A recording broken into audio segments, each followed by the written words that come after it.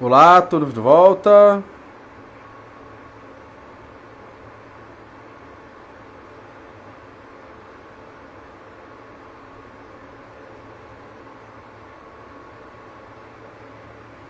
Estamos de volta, estamos aí. Eu imaginei que o tempo que eu tinha não ia estar. Vamos entrando, vamos dar um tempinho só para alguns instantes.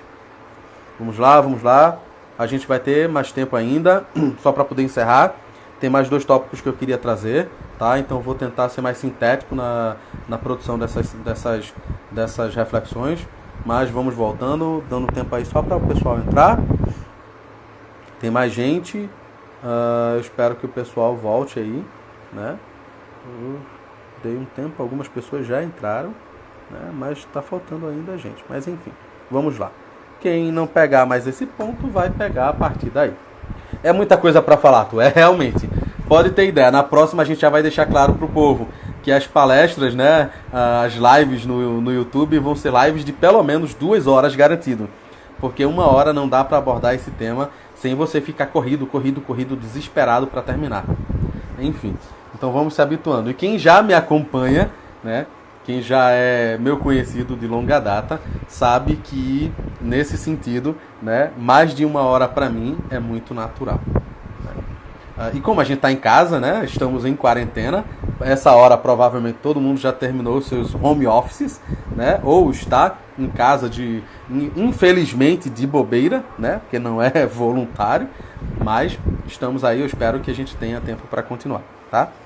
Vamos lá. Algumas pessoas já voltaram, outras pessoas vão entrando aos poucos, eu espero que elas venham entrando logo, tá? Então, continuando. Kardec coloca, e a gente está chegando agora no ponto mais importante do texto Constituição do Espiritismo. O programa da doutrina não é invariável, senão quanto aos princípios reconhecidos como verdades verificadas. Percebam isso. O programa da doutrina não é invariável, senão quanto aos princípios reconhecidos como verdades verificadas. Quais são essas verdades verificadas? Todas aquelas que Kardec publicou. Todas aquelas que formam o corpo doutrinário do Espiritismo em suas quase 32 obras, porque Kardec não publicou 5 obras, por isso que não existe, não tem fundamento lógico a história de Pentateuco Espírita. Kardec não escreveu 5 obras. Essas chamadas 5 obras são apenas obras em que ele sintetiza tudo que foi produzido no seu laboratório de pesquisas, que era a Revista Espírita. Tá? Então, Pentateuco Espírita não existe. Isso não é uma afirmação de Anderson, e eu espero que alguém aí não se melindre com isso. Mas Pentateuco Espírita não existe. Tá? Kardec publicou mais de 30 obras, 32, se minha memória não estiver falhando uma hora dessas. Então, onde estão essas verdades verificadas? Acho que Kardec já publicou. Tudo aquilo que ele publicou, né? Principalmente nesses 5 textos, aí sim, nesses 5 livros, né? Eles são ali, que a gente poderia dizer, a condensação de verdades verificadas. Porque Kardec transformava em livro aquilo que já estava maduro para se colocar como pilar, né, doutrinário, como fundamento lógico e filosófico do Espiritismo. Então ele coloca, e aí, né, ela não admitirá, o programa da doutrina espírita não admitirá, como o tem sempre feito, senão a título de hipótese, até que sejam confirmados. Aquilo que não for verdade verificada é apenas uma hipótese, até que seja confirmado. Se lhe demonstrarem que está em erro sobre um ponto, ela se modificará neste ponto. E aí, para mim, vem o ponto final, que é os 2 últimos parágrafos, que esses aí sintetizam, né, o porquê o Espiritismo ainda hoje é o grande desconhecido, né? Que é o seguinte: no estado de atraso dos nossos conhecimentos, o que hoje nos parece falso pode amanhã ser reconhecido por verdade, por efeito de novas leis descobertas. Isto na ordem moral, como na ordem física. É contra esta eventualidade que a doutrina deve estar sempre aparelhada. O princípio progressivo que inscreveu em seu código será a salvaguarda da sua perpetuidade. A unidade será mantida precisamente porque não repousa sobre o princípio de imobilidade. A imobilidade, em lugar de ser uma força, é causa de fraqueza e de ruína, porque não segue o movimento geral. Ela rompe a unidade, porque aqueles que querem seguir adiante se separam do que se obstinam em ficar atrás. Seguindo, porém, o movimento progressivo, cumpre-lhe guardar a maior prudência e livrar-se dos devaneios, de utopias e de sistemas. E, para mim, isso aqui corrobora a pérola da sabedoria de Kardec. É preciso andar a tempo, nem muito depressa, nem muito devagar, e com conhecimento de causa. Isso me lembra um dito romano, né, em latim, que se chama festina lente. É um termo, né, que utilizado na antiguidade significa, traduzido para o português, apressa-te devagar. Parece um paradoxo. Como é que alguém pode apressar-se devagar? Mas aí ele está utilizando o fato de que apressar-se não significa, né, desespero nem aceleração. Significa apenas aumento de velocidade. Continuar adiante. Isso é tudo exatamente a mesma coisa que Kardec está falando aqui. É preciso andar a tempo, ou seja, você precisa acompanhar o desenvolvimento de sua época. Mas nem muito depressa e nem muito devagar. Você precisa encontrar a passada certa. Só que essa passada certa, os próprios espíritas da época dele já perderam. Perderam, faz tempo. Leon Denis, a quem a gente respeita como filósofo espírita francês, perdeu essa passada também quando começou a misturar a filosofia espírita com a filosofia maçônica e com outras formas de filosofia espiritualista. Não que uma seja melhor que a outra, mas guardando as suas diferenças, cada uma trabalha a partir de uma perspectiva. Quando ele mistura alhos e bugalhos, ele já perdeu de vista sobre o que ele está falando. E aí ele traz ideias antiquadas, às vezes ideias perdidas no tempo, como se fossem afirmações doutrinárias, como se fossem afirmações espíritas, mas não encontram espaço no espiritismo. Kardec continua. Compreende-se que uma doutrina assentada sobre tais bases deve ser realmente forte. A experiência, além disto, tem justificado esta previsão. A doutrina, tendo caminhado por esta via desde a sua origem, seguiu avante constantemente, mas sem precipitação, examinando sempre se é sólido o terreno em que põe o pé e medindo os passos com respeito à opinião. Tem andado como navegante, de sonda na mão e consultando os ventos. Então percebam que esse problema com o desconhecimento do espiritismo já estava presente em Kardec, essa preocupação desde antes dele desencarnar. Então tudo isso que a gente vê no movimento espírita hoje, os médiuns estrela, que Kardec já combatia à época, porque Daniel Douglas Home, um famoso médium inglês, se eu não me engano, se me recordo bem, ele era, à sua época, o que nós podemos chamar hoje de um médium estrela, até o momento em que ele foi desmascarado, até o momento em que ele caiu no ostracismo quando incorreu em erro. Uma colega nossa criticou Denis, por isso foi muito contestada. Ela escreveu um artigo a respeito. Olha aí, gente, no blog dos espíritas, pesquise no Google, blog dos espíritas, tem muito material bom lá, muito artigo bom do Arthur, dessa colega, né? Tem muita gente que, por falar, né, trazer uma reflexão verdadeira, original, coerente, consciente, acaba sofrendo ataques e acaba sendo silenciada no movimento espírita. Isso é o que a gente precisa não fazer. Isso é o que a gente não precisa fazer. A gente não pode silenciar quem pensa. A gente tem que silenciar, e aí com todo respeito e toda a caridade do mundo, quem fala bobagem. Não para a gente simplesmente cercear a sua palavra, mas convidá-lo a refletir, convidá-lo a estudar, convidá-lo a avaliar se aquilo que ele está falando é verdadeiro ou não, tá? Então espero que até agora esse ponto tenha ficado claro, que eu espero ter sido bem claro até agora. Eu não sei se didático, eu espero que sim, mas pelo menos claro eu espero que tenha sido, já que eu falei pra caramba, tá? Então o terceiro ponto que eu trago, a partir dessa compreensão, desse desconhecimento histórico do Espiritismo, dessa preocupação já nascente com os cismas que viriam a acontecer, e Kardec já se preocupa, já se antecipa, né, porque ele percebe já esse movimento. Eu já fui excomungado também, Emmanuel, quando eu fui propor a formação de um grupo de pesquisa que utilizaria as evocações para avaliar os ensinos dos espíritos, né? Eu fui praticamente chamado de desconhecedor, de infantil e de alguém que não sabe o que é o espiritismo. Eu fui procurar uma autoridade, fui encaminhado para procurar uma autoridade, né, dentro da federação, e essa autoridade nem sabia. Ela não sabia o que era ciência espírita, tá? Essa pessoa. E aí, infelizmente, a gente percebe que vai o espiritismo.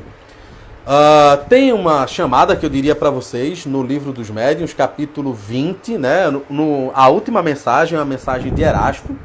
Eu recomendo para vocês, quem ainda não leu essa mensagem, porque ele é muito lógico, não era essa que eu queria trazer, mas eu vou trazer, que quando ele coloca assim, só um parágrafo: na dúvida, abstente, diz um dos vossos antigos provérbios. Não admitais, pois, o que não for para vós de evidência inegável. Se você não tem um conhecimento profundo do espiritismo, qualquer coisa que venha dos espíritos pode parecer, né, questionável. Ao aparecer uma nova opinião, por menos que vos pareça duvidosa, passai-a pelo crivo da razão e da lógica. O que a razão e o bom senso reprovam, rejeitai corajosamente. Mas vale rejeitar 10 verdades do que admitir uma única mentira, uma única teoria falsa. Com efeito, sobre o primeiro sopro de verdade, sobre essa teoria, poderias edificar todo um sistema que desmoronaria ao primeiro sopro de verdade, como um monumento construído sobre areia movediça. Pegando isso aqui que Erasto que eu acabei de ler para vocês, a gente pode elencar a obra de Rosteng, né, as crianças índigo, a apometria, que não está fundamentado numa estrutura sólida, num pensamento sólido, né? Num pensamento não só espírita, mas também filosófico sólido, e que desmorona ao primeiro sopro da verdade, com todo respeito, tá? Entretanto, e aí, para a gente ser prudente, os espíritos estão sempre nos convocando à prudência, a saber caminhar, a amadurecer o pensamento para poder avaliar criticamente aquilo que a gente consome.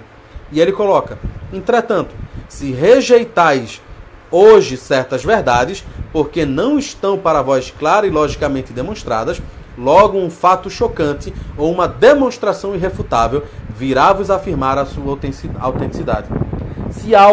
Se um determinado conhecimento ou informação que provém do mundo espiritual for, de fato, verdadeiro, se ele tiver destinado a se tornar uma lei, né, e se juntar ao código, né, espírita, isso vai acontecer, a gente queira ou não.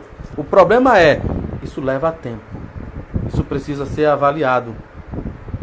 Por quê? Porque os próprios espíritos nos orientam isso. Seja bem-vindo, Wilson. Seja bem-vindo. Vai ficar no YouTube, sim. Acompanha com a gente até o final que é a primeira parte que você perdeu. Vai para o YouTube e depois a gente compartilha. E aí Erasto continua. E para mim essa é a parte que eu considero mais importante. Se agora, portanto, um médium, seja qual for, por sua conduta ou seus costumes, por seu orgulho ou por sua falta de amor e de caridade, der um motivo legítimo de suspeição, rejeitai as suas comunicações, porque é uma serpente oculta na relva. Eis a minha conclusão sobre a influência moral dos médiuns. Isso aqui é para falar sobre a influência moral dos médiuns. Mas o tópico que eu queria está aqui no capítulo 3. Tá? Se vocês já assistiram, se vocês já leram, se não leram, eu recomendo estudarem. Né? E é mais interessante porque durante muito tempo, muitas pessoas se equivocaram com esse capítulo. Muitas pessoas vinham avidamente abrir a primeira parte do Livro dos Médiuns e quando vê o capítulo do método, pensa logo, pronto, Kardec estruturou a metodologia de pesquisa do Espiritismo. E aí, leem o texto e ficam frustrados, porque Kardec não gasta o seu latim para falar de uma metodologia que não pode ser apresentada de tal forma, já que todo o livro dos médiuns é um livro sobre a metodologia de pesquisa. Tá? Esse livro aqui não é um livro apenas para formar médiuns, não é um livro apenas para falar sobre médiuns e mediunidade. Isso aqui é um livro para pesquisa espírita. Esse livro é para ser pesquisado, para ser estudado, porque é ele que nos orienta sobre como estabelecer um método de pesquisa, como dialogar com os espíritos e como se prevenir para não ser enganado. Tá? Então o capítulo método, desta forma apresentado, ele fala sobre a melhor forma de você ensinar as pessoas sobre o que é o Espiritismo. Tanto que ele começa explicando o que é o Espiritismo e ele fala que se uma pessoa não for espírita, você precisa começar do início com ela, questionar sobre sua crença num Deus, numa divindade, questionar sobre se ele acredita ou não na possibilidade de uma vida após a morte, e a partir daí você vai dialogando com uma pessoa, iniciando ela no conhecimento espírita. Esse capítulo ele trata tecnicamente desse método de ensino do Espiritismo. E para mim, por isso que ele é tão importante. Ele no item 25, para vocês terem uma ideia, ele coloca o seguinte: isso aqui deveria ser colocado na porta de toda a sala mediúnica, ou de toda a sala dita mediúnica, né? Será que as pessoas estão realmente ali querendo desenvolver, compreender e se tornar um médium maduro? Ou querem apenas exaltar o ego, né? Utilizando a mediunidade como um título, como se a partir daí ele fosse uma pessoa especial? Então ele coloca no item 25: aquele que é mistificado por espíritos, geralmente é porque ele fez perguntas indevidas, ou que eles não podiam responder, ou porque não estavam bastante esclarecidos para distinguir a verdade da impostura. E, para mim, o ponto mais importante é o ponto final, a partir do item 35. Por quê? Por quê? Porque diferente do que a gente tem hoje, né, com esse ensino apostilado, que é uma crítica que o próprio Herculano fazia à sua época, você substitui o estudo da obra de Kardec, que é muito mais rico, é muito mais completo, por um estudo apostilado, cheio de equívocos, cheio de atividades que te induzem a pensar o que as pessoas que elaboraram o estudo desejam e que vão na contramão do ensino espírita, porque colocam autores espirituais no mesmo patamar de Kardec, ou médiuns no mesmo patamar de Kardec, como Chico, como Divaldo, né, como vários outros, e suas psicografias como se fossem psicografias que já não precisassem ser criticadas. Colocam no mesmo bolo, sem nenhuma leitura crítica, sem nenhuma preocupação pedagógica em como essas pessoas que estão começando a estudar o Espiritismo, por essas apostilas muito mal preparadas ou muito tendenciosamente preparadas, né? O que essas pessoas vão pensar? Então não tem uma preocupação evidentemente e genuinamente pedagógica na perspectiva do Espiritismo quando a gente encara, quando a gente tem conhecimento e avalia esse ensino apostilado. Minha opinião, tá, gente? Eu respeito quem pensa diferente, mas minha opinião, eu desconsidero o ensino apostilado.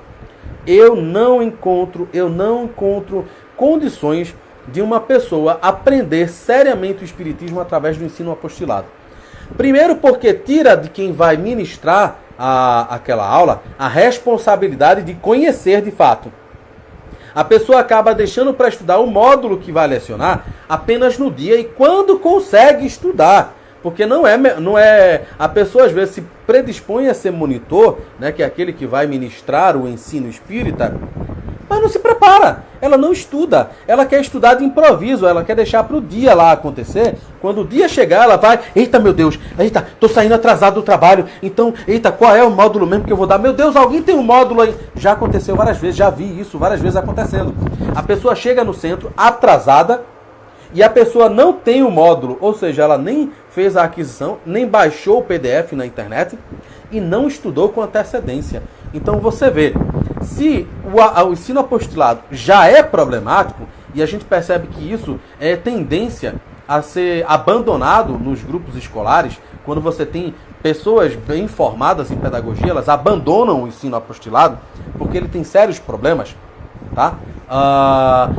Isso é ainda mais problemático para o espiritismo, porque você tem como monitor uma pessoa que nem conhecimento do espiritismo tem e que vai ministrar um módulo sem nem ter estudado. Então essa pessoa que não tem conhecimento vai avaliar criticamente aquele ensino apostilado como? Eu tenho visto isso a mãos cheias, em números, em centenas de centros espíritas. E é isso que tem acontecido. Por isso que o espiritismo é o grande desconhecido. Quiçá Kardec. As pessoas nem sabem quem é Kardec. E aí o que acontece? No final do item 34, Kardec pontua: a compreensão prévia dos fatos torna as pessoas capazes de perceber todas as dificuldades, mas também de captar uma infinidade de pormenores, de nuances, quase sempre muito sutis, que serão para elas elementos de convicção que escapam ao observador e ignorante. Gente, Kardec está deixando claro aqui: se você entra despreparado para lidar com a mediunidade, tenha certeza, você vai ser mistificado, você vai ser ludibriado. Não adianta colocar a responsabilidade pela sua instrução na mão dos espíritos, porque o espiritismo é uma doutrina de autonomia. É você que é responsável pela sua existência. Obviamente não se perde de vista o contexto cultural, o contexto familiar em que você reencarna. Não se afasta daqui a responsabilidade dos pais e dos teus parentes, os teus ascendentes. Mas, a partir do momento que você sabe quem você é e que você tem condições de escolher, a responsabilidade é sua pelas escolhas que você faz. Isso nos ensina o espiritismo. Então, se você aprende errado, a responsabilidade é sua, tá? Quem ensina errado tem responsabilidade? Tem. Mas, se você já foi alertado e você continua fingindo ignorância, você vai ser mais responsabilizado ainda, tá? Então, deixa eu colocar aqui. Tem centro que estuda o ESD e se diz preparado para a reunião mediúnica. Não está preparado, porque o ESD não prepara. O que prepara você para lidar com a mediunidade é estudar Kardec. Todos os pesquisadores sérios dizem isso. Leon Denis, que eu fiz crítica, mas que eu reconheço que tem valor, muitas das suas obras, sua reflexão filosófica e sua escrita poética não pode ser desconsiderada. Hermínio Miranda, Herculano Pires e vários outros afirmam peremptoriamente: é Kardec que nos orienta sobre espiritismo. Os textos que eles escrevem são apenas textos que tentam facilitar a leitura do livro dos médiuns, mas que não a substitui. Isso é muito claro, tá? Muito claro. E aí, por que é importante? Por que é importante isso tudo que eu estou falando? Porque Kardec, já aqui no livro dos médiuns, ele vai pontuar nesse item 35 a ordem de leitura indicada para o neófito, tá? Como eu falei, o capítulo 3, o método que está na primeira parte do livro dos médiuns, ele não é sobre metodologia de pesquisa, ele é sobre metodologia de ensino. Quem é da área de educação sabe bem do que eu estou falando, tá? Quem não é, procura saber. Procure um colega formado em pedagogia ou procure alguém que trabalhe com educação, alguém que seja docente, e você vai entender. Isso é básico. Você começa do mais simples ao mais complexo. Só que você não tem como saber se aquilo é complexo se você não compreende o simples. E não é por isso que você vai achar que o simples é realmente simples. Muito cuidado. Então Kardec, para vocês terem uma ideia, ele vai aqui, item 35. Para aqueles que desejarem adquirir esses conhecimentos preliminares. Perceba isso. Para aqueles que desejarem adquirir esses conhecimentos preliminares através das nossas obras, aconselhamos a seguinte ordem. Veja a ordem que Kardec coloca. Não é ESD, não é Nosso Lar, não é nenhuma dessas. Kardec coloca: primeira obra para o neófito espírita, o que é o espiritismo. Segunda obra para o neófito espírita, o livro dos espíritos. Terceira obra para o estudo do espiritismo, o livro dos médiuns. Quarta obra, e aí a gente vai entender porque o livro dos médiuns foi publicado antes das demais obras. quarta obra, né, para iniciar o estudo do neófito é a Revista Espírita. Então perceba que Kardec, como pedagogo genuíno que é, ele não perde de vista que uma pessoa, para aprender corretamente o Espiritismo, para ter coerência e compreensão da sua filosofia e das consequências morais que advêm dessa filosofia, ele precisa obedecer a uma ordem de leitura. Primeira obra, o que é o Espiritismo. Segunda obra, o Livro dos Espíritos. Terceira obra, o Livro dos Médiuns. Quarta obra, a Revista Espírita. E aí a gente pode colocar quinta obra, o Céu e o Inferno. Sexta obra, a Gênese. Mas tudo isso lendo e relendo concomitantemente todas as obras anteriores. Vocês percebem a diferença? Tem algum problema, algum erro no ensino do Espiritismo? Por que será que o Espiritismo é hoje essa panaceia de centros que se confundem, de pessoas que, trazendo o pensamento religioso para o centro espírita, confundem o Espiritismo com religião e confundem o centro espírita com o templo religioso e acham que aqui é só dentro do centro espírita que você vai aprender Espiritismo? E que entendem o Evangelho segundo o Espiritismo como o Evangelho de Kardec, o Evangelho legítimo de Jesus. Gente, vocês não... Quem repete isso não aprendeu sobre Espiritismo. Eu vou fazer uma live só para falar sobre essas questões de segundo o Espiritismo. Mas é importante a gente entender isso. Kardec, nesse capítulo do Livro dos Médiuns, ele não trata de metodologia de pesquisa, mas metodologia de ensino. E ele finaliza esse capítulo com uma ordem de leitura que ele recomenda para entender o Espiritismo, porque é justamente isso. Uma ordem de leitura com finalidade pedagógica. Quer estudar o Espiritismo, você só aprende de verdade estudando Kardec. Você não aprende estudando outras coisas. Com todo o respeito que eu tenho a todas as obras, psicografadas ou não, que foram publicadas após Kardec. Tá? E aí, outra citação, né, que eu trago para a gente ir se adiantando, no Livro dos Médiuns, você vai no capítulo sobre a identidade dos espíritos, item 266. Tem dois trechos aqui, né, que refletem o quanto o Espiritismo é um grande desconhecido, porque quando a gente lê isso aqui, né, eu espero que ao ler isso aqui, para quem nunca refletiu sobre essas duas questões que eu vou ler, né, vocês possam aí depois trazer como foi para cada um de vocês, né, escutar isso e refletir sobre isso, tá? Primeiro, Kardec diz: submetendo-se todas as comunicações a rigoroso exame, vou repetir de novo, submetendo-se todas as comunicações a rigoroso exame, sondando e analisando suas ideias e expressões, como se faz ao julgar uma obra literária, e rejeitando sem hesitação tudo que for contrário à lógica e ao bom senso, tudo que desmente o caráter do espírito, que se pensa estar manifestando, consegue-se desencorajar os espíritos mistificadores, que acabam por se afastar, desde que se convençam de que não podem nos enganar. Repetimos que este é o único meio, mas é infalível, porque não existe comunicação má que resista a uma crítica rigorosa. Vocês estão entendendo o que Kardec está dizendo aqui?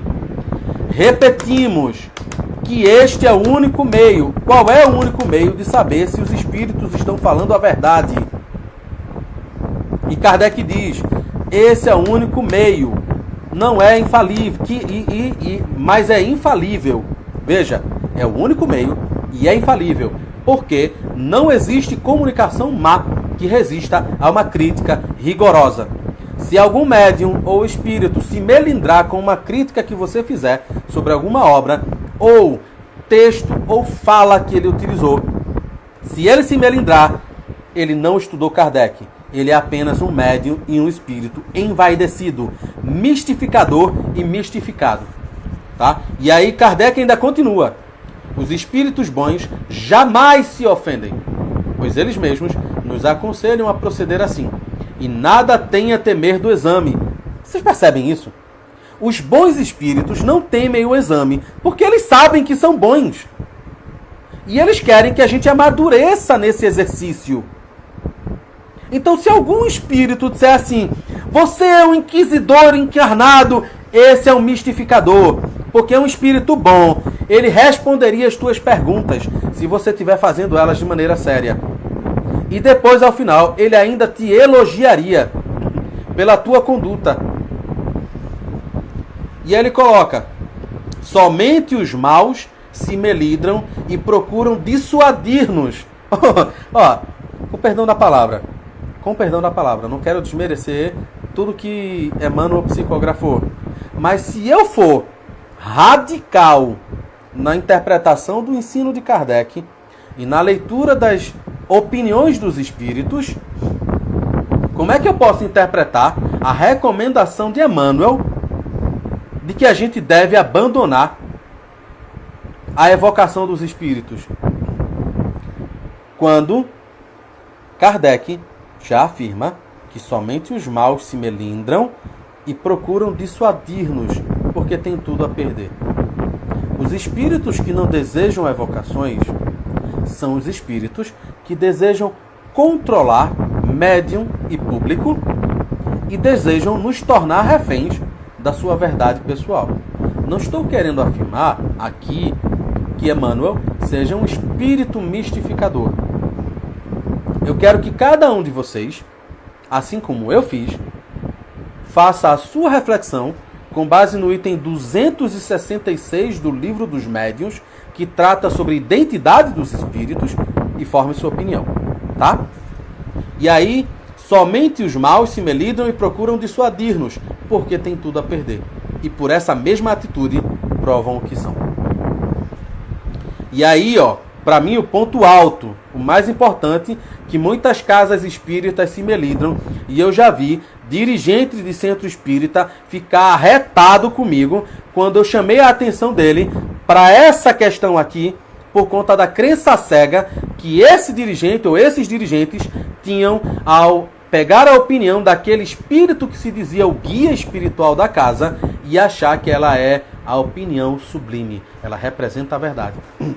Kardec continua: eis o conselho dado por São Luís a respeito, sobre esse parágrafo que eu acabei de ler. Fala São Luís: por mais legítima confiança que vos inspirem os espíritos dirigentes dos vossos trabalhos, veja, por mais legítima confiança que vos inspirem os espíritos dirigentes de vossos trabalhos, há uma recomendação que nunca seria demais repetir e que deveis ter sempre em mente ao entregar-vos aos estudos. Vocês percebem isso? São Luís está querendo dizer, tem uma recomendação que ela é capital, ela é de extrema importância, e ela é tão importante que, de certa forma, tu tem que colocar em cima da tua mesinha de estudos, para que toda vez que tu for estudar o Espírito, tu ler novamente e se lembrar novamente desse alerta que São Luís está dando. A de pesar, né, e analisar, submetendo ao mais rigoroso controle da razão todas as comunicações que receberdes. A de não negligenciar, desde que algo vos pareça suspeito, duvidoso ou obscuro, de pedir explicações necessárias para formar a vossa opinião. E aí, mais uma reafirmação do porquê o Espiritismo é o grande desconhecido no Brasil e no mundo. Se São Luís está dizendo aqui que a gente tem que pesar e analisar, submetendo ao mais rigoroso controle da razão, todas as comunicações que a gente receber, que a gente não pode negligenciar, desde que algo nos pareça suspeito, duvidoso ou obscuro, de pedir explicações necessárias para formar a nossa opinião. Vocês acham que ele está nos recomendando a pedir esclarecimentos, explicações a quem? Senão aos próprios espíritos. Nessa mensagem, São Luís não está querendo dizer, olha, procura aquela autoridade espírita lá, aquele palestrante furreca que fala que todo mundo segue. Não, ele não está pedindo para a gente procurar os espíritas, os palestrantes. Ele está pedindo para a gente questionar os espíritos que emitem opiniões pessoais e que nós aceitamos como se verdade fossem.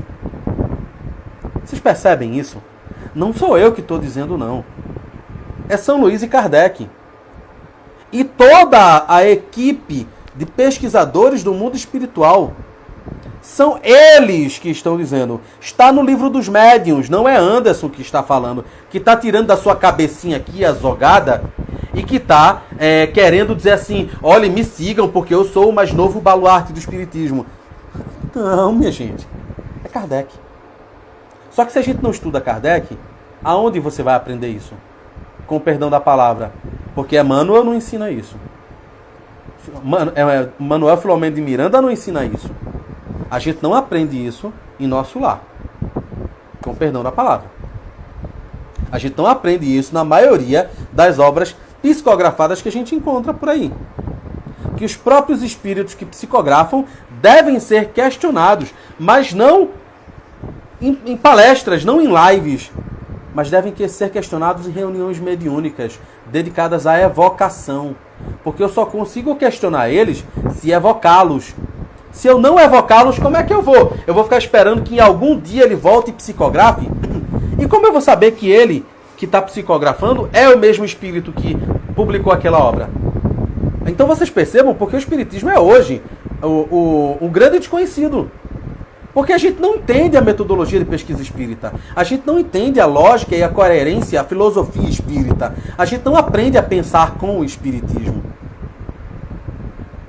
A gente aprende a continuar no modus operandi das religiões tradicionais. Por isso que é tão interessante para muita gente, graúda ou miúda, que o espiritismo continue sendo deturpado como se uma nova religião fosse. Porque coloca a gente no modo automático de funcionamento, que é aquele que você baixa a cabeça. É o espírita não praticante. Só vai no centro espírita para tomar passe, ouvir o palestrante falar, balançar a cabeça como lagartixa, tomar água fluidificada, tomar passe e voltar para casa.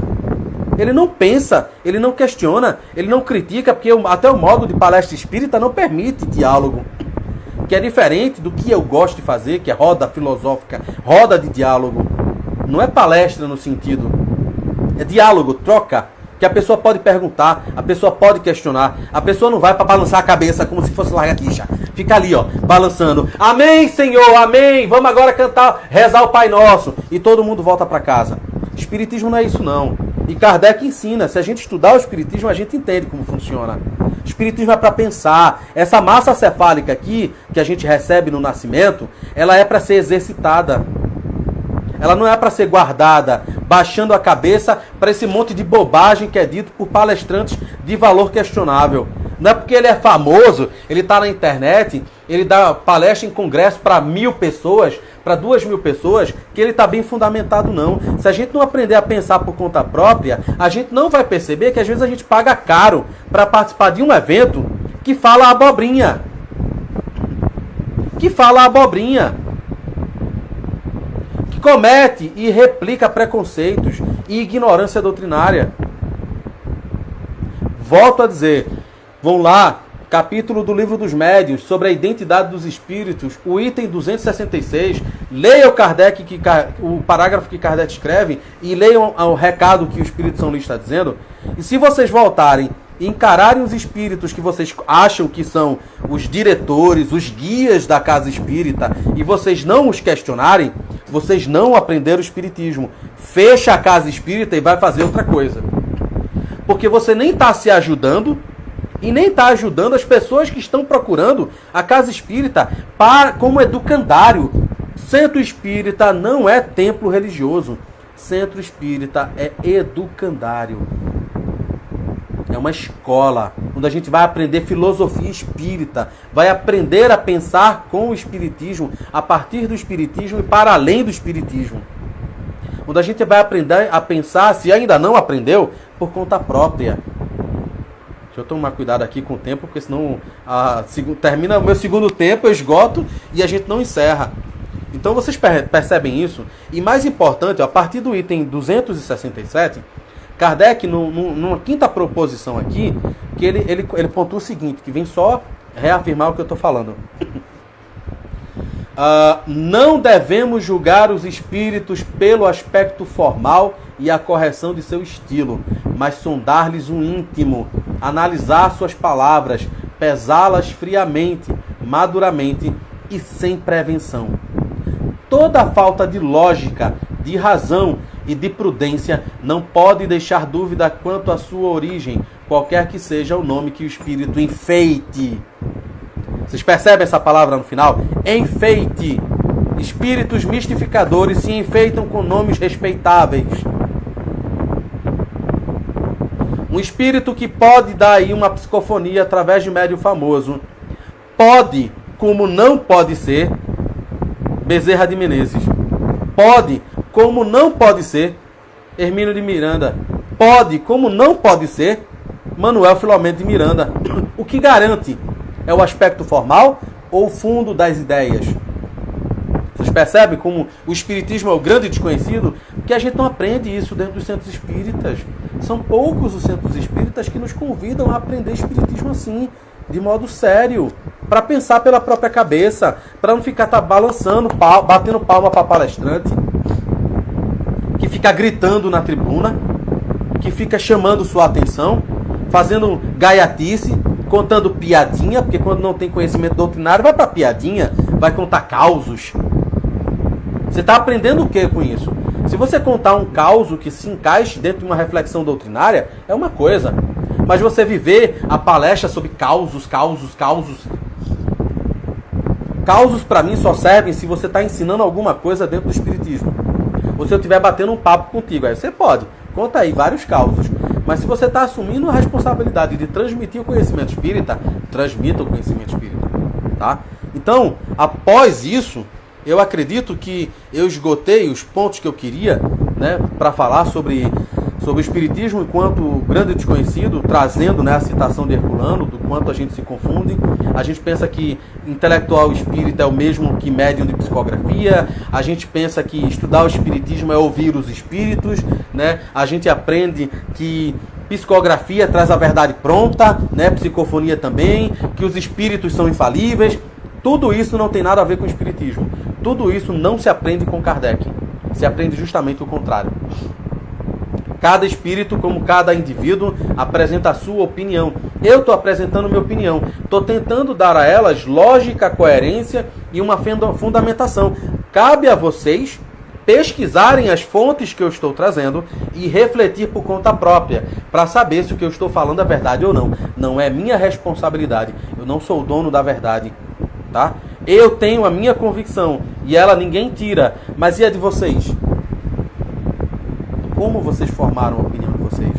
Como vocês formaram? Será que vocês têm convicção? Não é fé, é convicção. Vocês têm convicção do que vocês abraçaram no espiritismo? Vocês entendem por que vocês são espíritas? Vocês entendem por que vocês se dedicam às tarefas doutrinárias? Porque é muito diferente. Eu vejo aí, tem até uma pessoa famosa, né, no YouTube, que se diz espírita, que tinha vários vídeos no espiritismo, uma voz empolada, um sotaque do sul, e a pessoa fazia palestras, né, falando de Chico, falando de Divaldo, falando das psicografias deles, e de repente ele revoltou-se e começou a mudar o sentido do canal para ir na contramão e desconstruir o espiritismo. Só que qual é o problema? Essa pessoa não aprendeu o espiritismo. Porque se ela tivesse aprendido, ela entenderia que o conhecimento do espiritismo não se baseia nas psicografias recentes. As confusões que você pode encontrar em Emmanuel e André Luiz, em Manuel Filomeno de Miranda, em Joana de Ângeles, né? Porque ninguém se ofenda, por favor, mas se você encontrar confusões, como eu já encontrei, e aí é opinião minha, e aí você precisa estudar realmente para afirmar se eu estou correto ou não, mas se você encontrar, como eu encontrei, pontos controversos, pontos questionáveis, pontos que vão realmente na contramão do espiritismo, você precisa ter convicção espírita para saber fazer uma análise crítica. Se você não tem, se você não aprendeu a fazer análise espírita, se você não formou uma convicção, qualquer tropeço te convence do contrário. Que foi como aconteceu com essa pessoa que está no YouTube. Ele começou a falar mal do espiritismo. Mas por quê? Porque ele se decepcionou com os médiuns contemporâneos. Ele se decepcionou com essas obras recentes psicografadas. Ele não estudou a fundo a obra espírita. Porque eu vou lhes dizer, mesmo para mim, que já milito, né, faço palestras há mais de 14 anos, mesmo tendo um momento distanciado dentro da minha formação acadêmica, minha formação profissional, meu tempo dedicado à minha área profissional, isso não abalou minha convicção, porque eu tinha um conhecimento mínimo necessário para entender em que ponto o espiritismo estava limitado. E não era naquilo que Kardec nos deixou, era na questão temporal. Eu não ia cometer um anacronismo de querer falar que o espiritismo é uma ciência, compreendendo que aquilo que Kardec entendia como ciência à sua época se perdeu no tempo, não representa mais o que a gente entende hoje como ciência. Então não vou virar papagaio de tribuna para repetir um conhecimento que eu não compreendo. Eu não vou bater boca com as pessoas dizendo que o espiritismo é uma ciência, quando eu sei que hoje ele não é ciência. Porque aquilo que surgiu dentro de um pensamento científico, dentro de uma proposta de metodologia científica, está circunscrito ao tempo de Kardec, porque depois de Kardec ninguém deu sequência às pesquisas de Kardec. Ninguém mais fez pesquisa espírita. Então não adianta eu ficar arrotando para as pessoas, principalmente para quem não conhece, o espiritismo é ciência. Na reunião mediúnica a gente faz ciência. Não faz. Você nem entende o que significa ciência. Agora o espiritismo é filosofia. O espiritismo tem uma estrutura filosófica, ele tem todo um alicerce filosófico, uma proposta de reflexão filosófica que não se perde no tempo. Não à toa foi reconhecido na década de 50, principalmente após o trabalho incessante de Herculano Pires, pela Faculdade de Filosofia da USP, num livro que foi publicado à época por um pesquisador chamado Washington Luiz Vita, onde reconhecia a existência de uma filosofia espírita, na década de 50. Quais são os filósofos que a gente tem? Quais são os pensadores que a gente tem? Quem são os pesquisadores do espiritismo? Quem são os intelectuais? A gente não tem.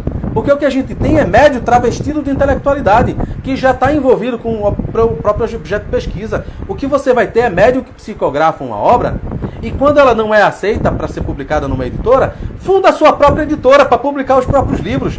Que rigor metodológico você tem isso? Qual é a equipe que vai na contramão do mantenedor, né? Ele é o mecenas, né? Do seu movimento, da sua bolha particular. Ele mantém a própria editora. Que tipo de avaliação crítica você acha que vai ter as psicografias dele? Se é ele que sustenta o trabalho das pessoas que vão editorar os seus livros? Nenhum. Como é que você vai ter certeza de que existe fundamentação doutrinária nesses médiuns famosos que a gente tem aí, que psicografaram várias obras? Nós temos vários. De Minas Gerais, então, tem um monte, é um celeiro de médiuns que tem lá, que fundaram sua própria editora. Como é que a gente vai saber se a gente não tem fundamentação em Kardec? Kardec é o grande desconhecido. O espiritismo é o grande desconhecido. E eu espero que até agora tenha ficado muito claro isso, tá? Eu agradeço a vocês, a todo mundo que esteve aqui, né, a quem veio na primeira parte, que acabou não vindo na segunda. Se você estiver assistindo isso no YouTube, eu agradeço a sua participação. Dá o joinha, já estou me antecipando, viu, gente? Já estou fazendo um exercício de futurologia. Se você estiver nos assistindo em algum momento futuro, que não seja 22 de abril, uma quarta-feira, aqui no Instagram, né, perdido nessa quarentena, se você estiver assistindo a gente depois que a quarentena já passou, em algum momento do futuro, dá um joinha, curte esse vídeo e se inscreve no nosso canal, tá? Agradeço a vocês. Essa live foi feita aqui no meu perfil, né, que é vinculado aos meus trabalhos doutrinários, mas as outras que a gente vai desenvolver vão ser no perfil do projeto que a gente criou, né, eu e um grupo de amigos, que é o Observador Espírita. Fiquem atentos nas nossas redes sociais. Se aquilo que a gente fez aqui foi interessante para vocês, foi edificante, divulguem com os seus colegas, compartilhem. Essa live vai ficar por 24 horas e depois ela vai para o YouTube. Vamos fazer o conhecimento girar. Se esse conhecimento foi útil para você, provavelmente ele vai ser útil para alguém. Então vamos fazer o conhecimento seguir o seu curso. Muito obrigado, gente. Obrigado por essa parceria. Fabiano, na próxima a gente faz a dobradinha, mas eu acho que pelo YouTube vai ser mais fácil pra gente, né? E a gente se vê numa próxima, tá bom? Uma boa noite para vocês. Fiquem com Deus. Que os bons espíritos nos orientem, nos inspirem, nos amparem sempre e que a gente possa estudar as obras de Kardec para entender de verdade o que é o espiritismo. Espiritismo não se aprende com obra psicografada recente. Espiritismo não se aprende ouvindo papagaio de tribuna. Não se aprende ouvindo palestrante que fica macaqueando o estilo de outro palestrante. Espiritismo a gente aprende com Kardec, tá? Muito obrigado, boa noite e até a próxima.